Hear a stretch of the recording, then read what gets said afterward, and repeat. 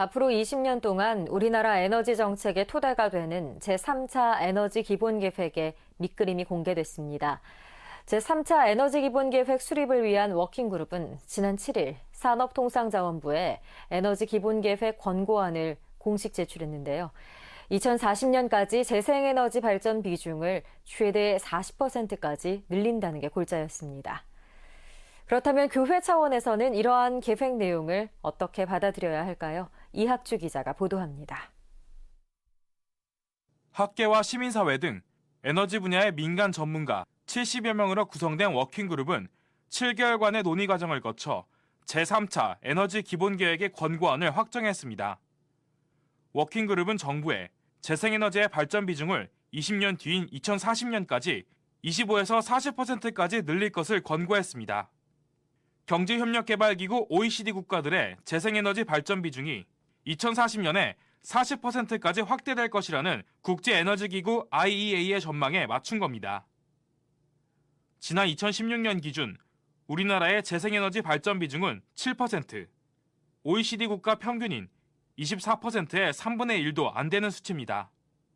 독일은 지난해 기준으로 전체 에너지의 36%를 재생에너지로 수급했습니다. 덴마크의 경우에도 이미 전체 에너지의 절반을 재생에너지로 활용하고 있습니다.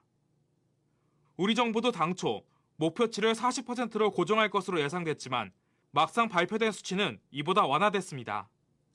워킹그룹에 참여했던 에너지전환연구소 이성호 요한 세례자 소장은 그 이유를 재생에너지에 대한 국민적 인식과 국제사회의 온도차가 있기 때문이라고 설명했습니다.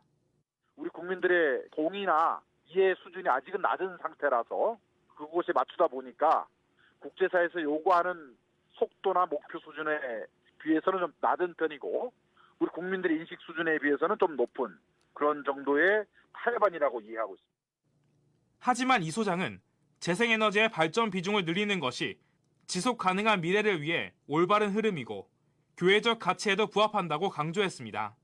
지난 2015년도에 교황 해칙이 발표가 된 것으로 알고 있고요. 그 기후 변화에 대한 그 인류의 책임을 강조했던 것으로 이해하고 있습니다.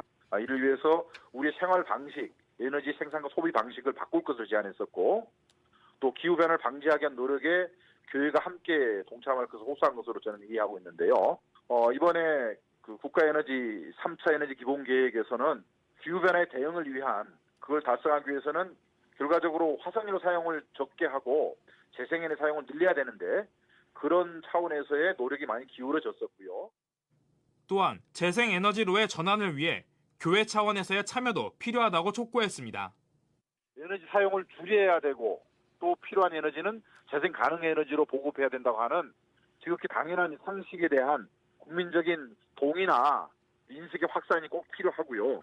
또 우리 교회에서 또 그런 역할들을 해야 되지 않을까 그렇게 생각을 하고 있습니다. CPBC 이학주입니다.